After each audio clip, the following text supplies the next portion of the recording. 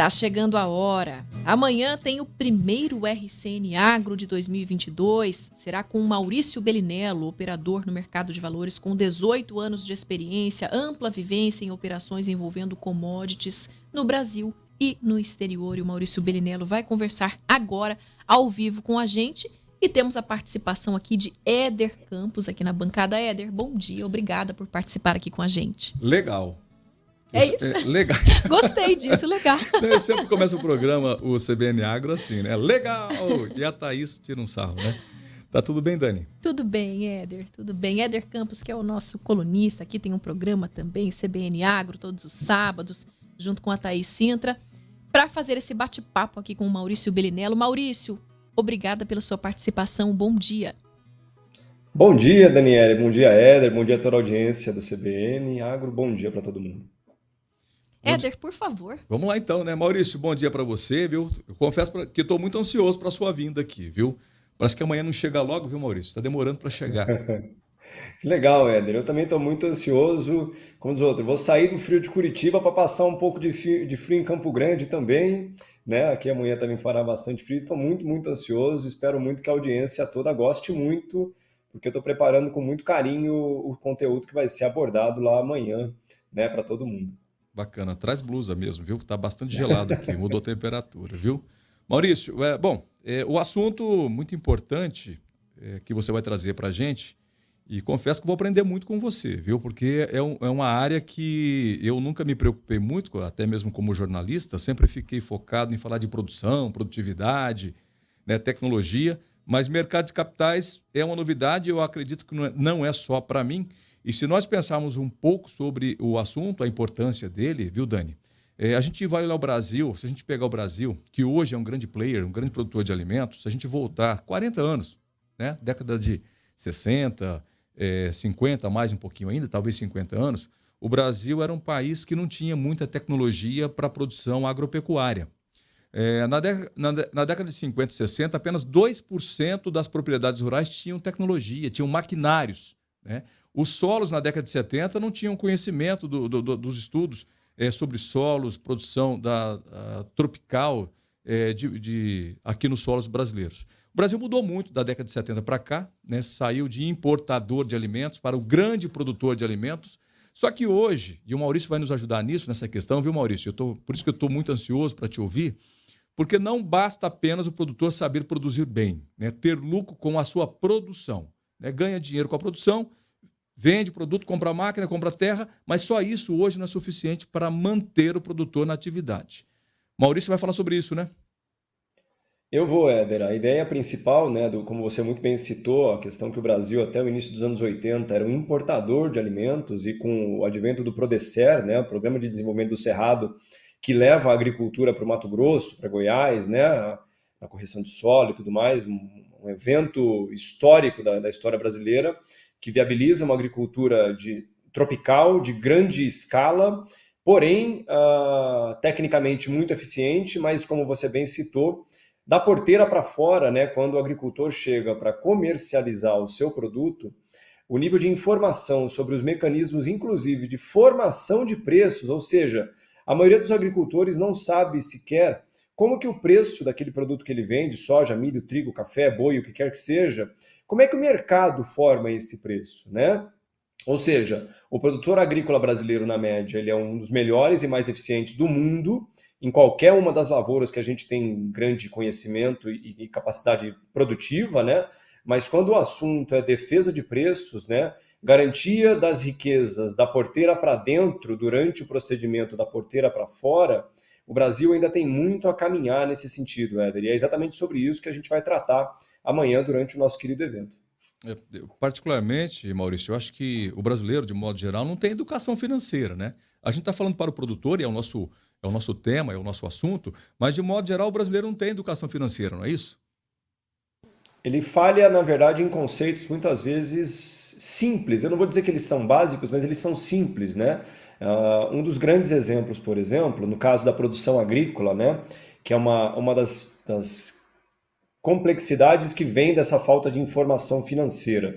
Muitos agricultores, por exemplo, reclamam que quando eles vão vender a produção deles assim que a safra entra, Eles têm a impressão de que o mercado está sabotando o agricultor. Nossa, bem na hora que eu vou entregar a minha produção, eu tenho mínimas de preços, né? O mercado judia de mim. O problema é que isso é uma característica simples do capitalismo. Quanto maior a oferta, menor o preço. E o maior momento de oferta no mercado é quando entra a safra. Né? E você, por exemplo, quando você pega agricultores dos Estados Unidos, por exemplo, a maioria deles se utilizam de ferramentas de mercado, Éder, para conseguir antecipar as vendas exatamente no momento em que os preços estão mais favoráveis. E isso que eu acabei de explicar para você aqui em questão de 30 segundos faz total diferença no momento da precificação, ou seja, no momento de quanto de dinheiro que o agricultor vai conseguir trazer para dentro da porteira. E isso diz respeito a você conhecer como que o preço da soja, do milho, do trigo é formado do ponto de vista do comprador, da Cargill, da Bunge, da DM, de quem quer que seja, da Cofco, ou qualquer uma das gigantes. A hora que ela vai praticar o preço para te oferecer, seja o que for, existe uma mecânica de como isso é formado. E isso necessita de informação para que você consiga lidar bem exatamente na parte que melhor importa. Porque de nada adianta o produtor agrícola produzir 70 sacas por hectare, 80 sacas por hectare, quando na hora de vender ele perde 10, 20 reais por saca, simplesmente por ignorar o melhor momento de venda ou de travamento dos preços, né, Éder? Falou tudo, viu, Maurício? É justamente isso. E o produtor tem que estar atento a essas questões econômicas, né? Porque não é só produzir bem e vender bem. Né? Saber comprar bem também é importante, né? Porque o custo ou os custos de produção tem sido um motivo aí de desespero para os produtores. A gente vê aí, né, o preço dos fertilizantes, a arroba do boi, o produtor não tem. Aí tem um detalhe na questão da arroba do boi, é que o produtor ele não coloca preço no produto dele. Já notou isso, Dani? No caso da arroba, não é o produtor que põe preço na arroba. Olha, eu vou vender meu boi a R$ 400, a arroba a 350. Não é. Quem põe é o mercado. Então ele tem que entender esse jogo de mercado, saber o melhor momento de tirar o boi, colocar o boi, diversificar o investimento, que talvez a renda que ele tem ali com o dinheiro, com a produção dele, o dinheiro que ele ganhou, diversificar aí para correr menos riscos. E aí está o grande problema, é o risco que o produtor corre o tempo todo. Risco climático, risco econômico, risco produtivo, né, Maurício? É exatamente isso, Éder. Eu sempre falo que o pessoal fala que o mercado financeiro é que é arriscado, é que eles não conhecem como é que é a agricultura, né? Porque o mercado financeiro é um jogo de criança quando a gente fala em risco perto da agricultura. Como você mesmo comentou, a agropecuária como um todo, né? Riscos climáticos, mercadológicos, de insumos, putz, de absolutamente tudo, né? E o produtor agrícola brasileiro, ele faz isso todo dia, né? E é engraçado que ele fala que o mercado financeiro é que é arriscado. E essa é outra parte da informação, como você falou, né? Nenhum produtor agrícola brasileiro, não só brasileiro, é capaz de formar preço. O que eu quero dizer com isso? Quem forma preço é a Cofco. Quem forma preço é a JBS. Né? Ou seja, os grandes compradores formam preço. Eles dizem quanto vai ser pago. E isso não quer dizer que é um problema. É só uma dinâmica do mercado. Porque, de novo, se você for querer vender a sua produção na hora que a safra inteira está entrando, a chance de você conseguir um bom preço é mínima. Em compensação, quando você compreende que existem mecanismos utilizados pelo mercado de valores e pelos grandes produtores e compradores do mundo, desde o meio do século XIX, porque esses instrumentos foram formados na CBOT, a Bolsa de Chicago, né? E que foram criados por e para agricultores, exatamente para conseguir defender as melhores e maiores margens dentro da perspectiva do agricultor, seja momento de safra, seja momento de entre safra, você simplesmente entra numa nova forma de enxergar aquilo que você faz há 40, 50 anos, e isso que os instrumentos de hedge, de proteção de preços, foram criados e deverão ser utilizados. E só para te dar um número, Éder, que pode parecer uma maluquice, mas não é, nos Estados Unidos, mais de 80% dos agricultores se utilizam de algum instrumento de defesa de preços. No Brasil, os números são tão ruins de serem sequer rastreados. Os melhores que eu encontrei dizem respeito a 5% dos agricultores e a grande maioria dos que utilizam são grandes produtores.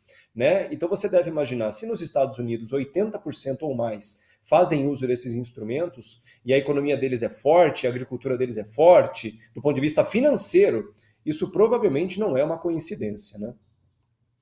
Com certeza. Bom, a gente sabe que o produtor brasileiro leva muito no peito e na raça né, o seu setor. Produz muito, trabalha muito, mas tem que saber agora investir o seu ganho. Eu até tenho dito, Maurício, que o que falta, talvez, no nosso setor, assim como tem o pensamento filosófico da economia, está faltando um pensamento filosófico do agro. Tenho dito isso, né? A gente tem que ter diretrizes do que produzimos, por que produzimos, quando produzimos, né? Para que produzimos, para justamente ter um pouco mais de simbiose com a economia. Bom, a gente está muito ansioso para a tua vinda, né? O programa aqui, o CBN Campo Grande, tem que continuar. Nós vamos aguardar você amanhã, então, com muita expectativa para a gente ouvir um pouco mais, né, dessas estratégias de mercado, de como o produtor pode ser mais sustentável economicamente. Não é, Dani? Com certeza, Éder.